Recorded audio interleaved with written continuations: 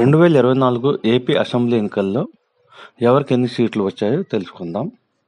తెలుగుదేశం పార్టీకి 135 సీట్లు వచ్చాయి. వైఎస్ఆర్సీపీకి 11, జనసేనకు 21, బీజేపీకి 8 సీట్లు వచ్చాయి. అదేవిధంగా పార్లమెంటు జరిగిన ఎన్నికల్లో ఎవరికి ఎన్ని సీట్లు వచ్చాయి? తెలుగుదేశంకి 16, వైఎస్ఆర్సీపీకి 4, జనసేనకు 2, బీజేపీకి 3. ఈ విధంగా 2024 జరిగిన ఎన్నికల్లో ప్రజలు తీర్పు ఇచ్చారు ఆయా పార్టీలకి. అదేవిధంగా 175 సీట్లకు గాను టీడీపీ కూటమి 164 సీట్లు కైవసం చేసుకుంది. ఎన్డీఏ కూటమిలోని టీడీపీ 135, జనసేన 21, బీజేపీ 8 చోట్ల విజయం సాధించాయి. అటు లోక్సభలోని 20 స్థానాలకు గాను టీడీపీ కూటమి 21 చోట్ల గెలుపు సాధించింది.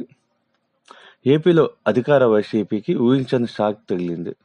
ఎన్నికల ఫలితాల్లో ఆ పార్టీ కనివిని ఎరుగని రీతిలో ఓటమి పాలైంది.